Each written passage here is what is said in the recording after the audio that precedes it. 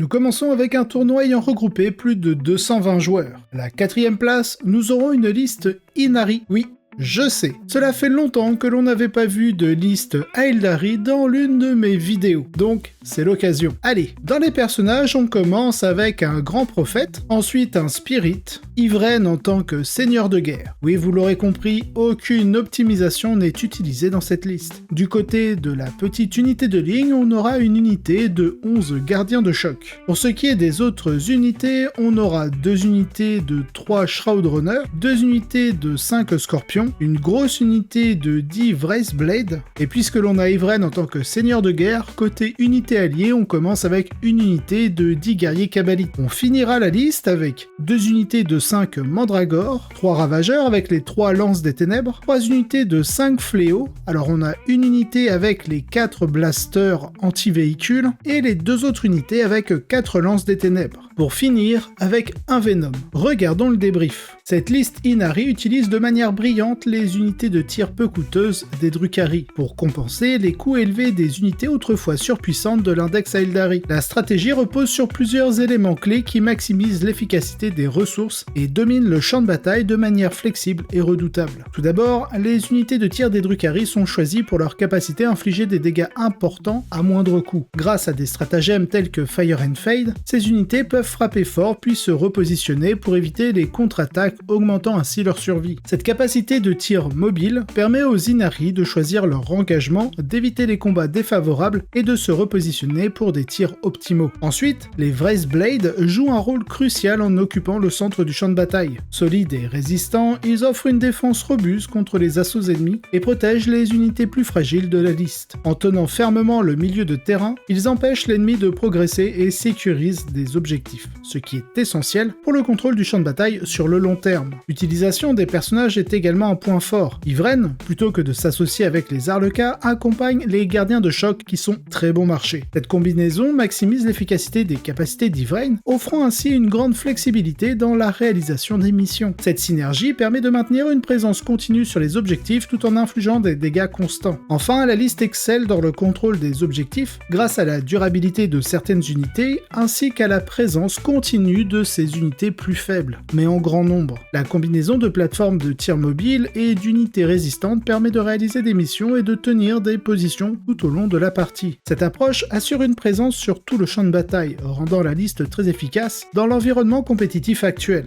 Donc, félicitations pour cette performance. Pour la première marche du podium, nous aurons une liste tyrannide dans le détachement offensif d'avant-garde. Dans les personnages, on commence avec 3 Broodlords, la mort subite, un neurotyran en tant que seigneur de guerre avec l'optimisation du neuronode, un tyran ailé avec en optimisation caméléonique, on continue avec un prima ailé, et pour le reste des unités, on aura évidemment, qui dit 3 Broodlords, 3 unités de 10 Genestealers, 2 Lictors, 2 Neurolictors, et on finit avec 2 unités de 6 rôdeurs avec leurs armes thoraciques, une unité de 6 guerriers tyrannides en armes de mêlée, et enfin une unité de 3 Von Srayan. Regardons le débrief. Le plan de jeu de la liste repose sur une utilisation massive de Genestealers accompagnés de Broodlords, capables de réaliser une attaque dévastatrice dès le premier tour grâce à leur capacité de mouvement éclaireur. Cette première vague est suivie de près par des unités de rôdeurs et de guerriers, créant une pression continue sur l'ennemi. La clé de ce plan de jeu réside dans la capacité des Genestealers à bloquer et engager les unités adverses rapidement. Leur menace est si grande qu'elles obligent l'adversaire de se concentrer sur ces unités, souvent au détriment de la préparation contre les vagues suivantes. Les Broodlords ajoutent une couche supplémentaire de menace avec leur pouvoir psychique, ainsi que les blessures dévastatrices qu'il offre à son unité, rendant les Genestealers toujours plus redoutables. Cependant, cette liste repose sur un équilibre délicat. Elle est particulièrement efficace pour submerger l'ennemi et prendre le contrôle des objectifs rapidement, mais elle semble manquer de puissance de feu et de durabilité pour les engagements prolongés. Cela souligne l'importance cruciale de la frappe initiale et du blocage des unités ennemies. Donc bravo pour ce beau résultat. À la seconde place, nous avons une liste orc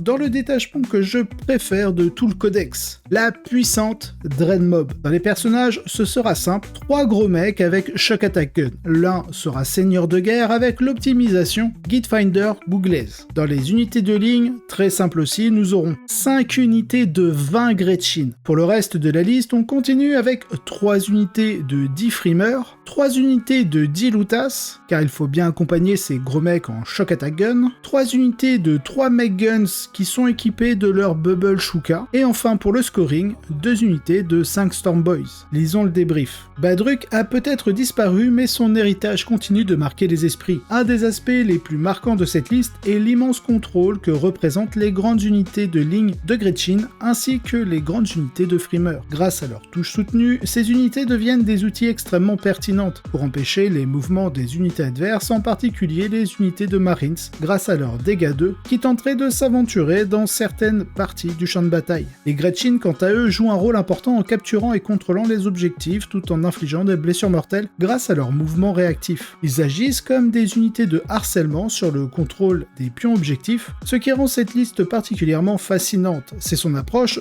tout en un de l'infanterie. En conclusion, cette liste montre que les orques ont encore de nombreux atouts à offrir. La combinaison de la puissance de feu des frimeurs alliée aux Lutas et de la nuisance des Gretchin en font une force à ne pas sous-estimer. Donc bravo pour cette performance en prouvant que l'esprit de Badruk vit toujours à travers ses redoutables guerriers. Enfin, à la première place, nous aurons une liste Space Marine du chaos, dans le détachement Chaos Cult. Dans les personnages, on commence avec Cipher, parce que le Vect en ce moment c'est trop fort, un Dark Apôtre, avec en optimisation l'Amulet of Tainted Vigor, oui, j'ai un superbe accent anglais, n'en déplaise à tout le monde.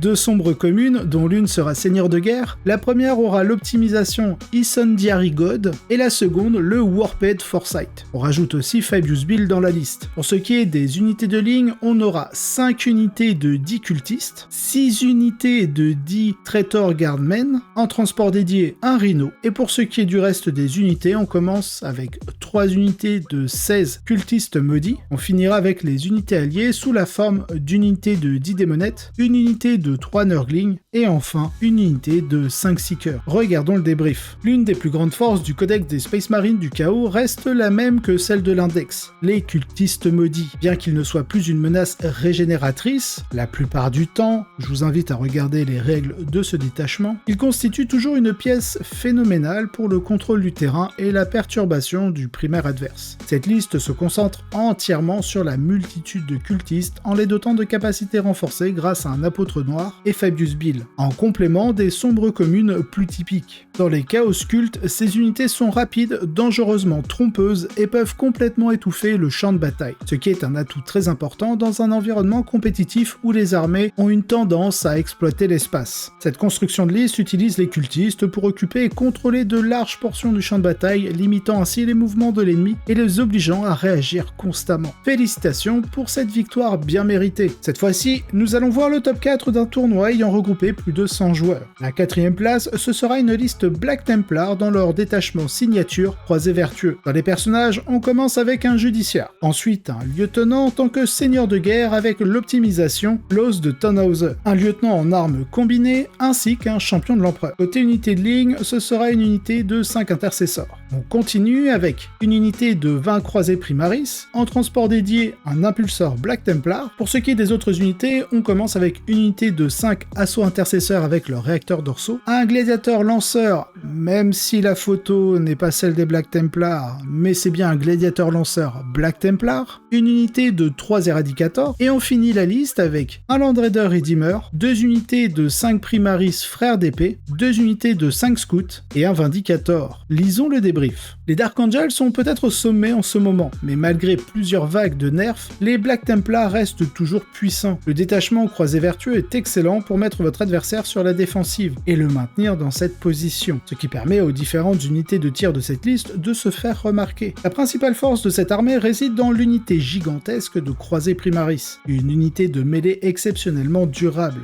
C'est l'une des rares unités de la liste capable d'affronter les unités disposant de la capacité combat en premier et de s'en sortir, ou bien d'absorber une charge de 10 incubes et de survivre. Cela permet de jouer efficacement la mêlée tout en ayant la possibilité de représenter une menace avec l'unité du judiciaire et des frères d'épée. Dans un environnement compétitif où la mêlée domine, il est crucial de pouvoir atteindre un certain seuil de compétence avant de pouvoir investir massivement dans cette stratégie. Cette construction utilise de manière très efficace les outils du détachement pour y parvenir. Stratégiquement, cette liste se concentre sur le contrôle de la mêlée, tout en offrant un soutien moyens de tir significatifs en maintenant la pression constante sur l'adversaire et en contrôlant les engagements. Les Black Templars peuvent dicter le rythme de la bataille et forcer l'adversaire à jouer défensivement. Toutes mes félicitations pour avoir démontré l'efficacité de cette approche avec les Black Templars. À la troisième place, nous aurons une liste Adepta Sororita, mais cette fois-ci en détachement Host Pénitent. Dans les personnages, on commence avec le Démonifuge, ensuite une Dialogus avec l'optimisation Psalm of Righteous Judgment,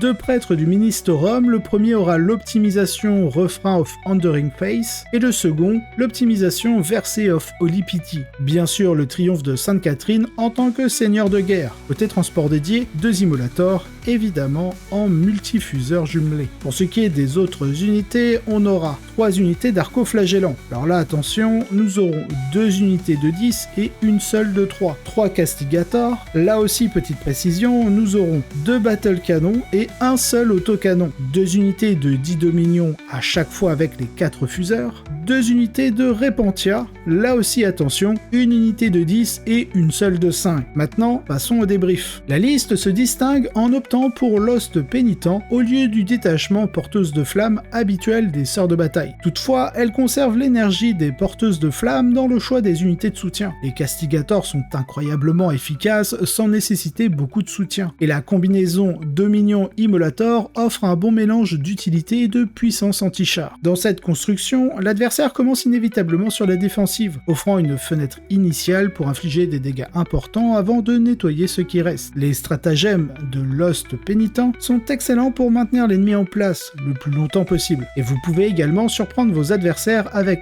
Boundless Zeal pour désengager et tirer avec les Castigators ou les Dominions, ce que tout le monde n'anticipera pas forcément. Ce type de construction qui mélange un contingent modéré d'outils spécifiques au détachement avec des unités polyvalentes mais souvent plus de temps à émerger, mais finit généralement par devenir l'un des choix les plus solides à long terme. Donc bravo pour avoir élaboré cette liste et mené à bien au cours de ce tournoi en restant invaincu. À la seconde place, nous aurons une liste Thousand Suns. Dans les personnages, nous aurons un sorcier exalté sur son disque, 3 maîtres infernaux dont l'un aura l'optimisation Arcane Vortex, Magnus le Rouge en tant que seigneur de guerre, un prince démon ailé Thousand Suns, et on finira la liste avec 2 sorciers Thousand Suns, le premier aura l'optimisation Lord of Forbidden Lore et le second l'Umbraléfique Crystal. Côté unité de ligne, ce sera très simple, 5 unités de 5 rubriques Marines avec le canon Reaper et les lance-flammes, grand classique. Pour ce qui est du reste, ce sera 3 unités de 10 cultistes et une petite unité de 3 de Sangor éclairés, vous savez, ceux sur disque avec les arcs. Allez, regardons le débrief. Depuis le début de la 10e édition, cette armée a toujours été extrêmement performante. Il est inutile de continuer à vous l'expliquer en détail car vous en retrouverez énormément dans mes top lists sur ma chaîne YouTube. Surtout que son efficacité ne repose pas sur des armes à dégâts 2, ce qui est un atout dans un metagame dominé par les chevaliers des swings. La principale différence ici est la présence d'un prince démon ailé, probablement choisi pour répondre aux exigences des missions de Paria Nexus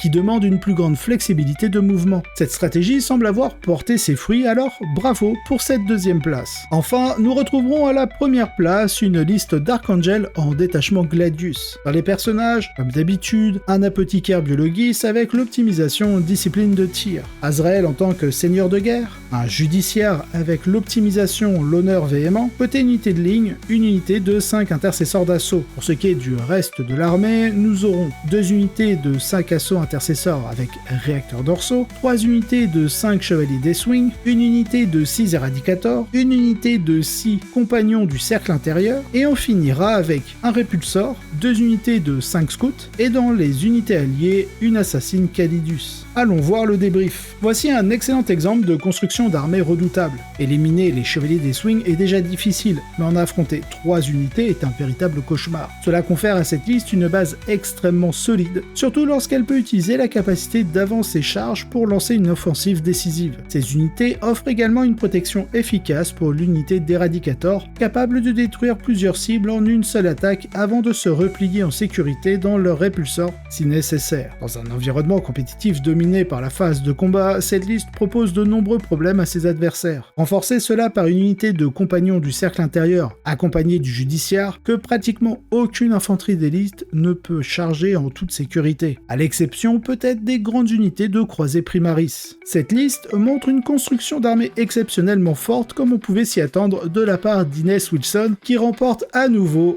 un trophée, donc bravo à toi.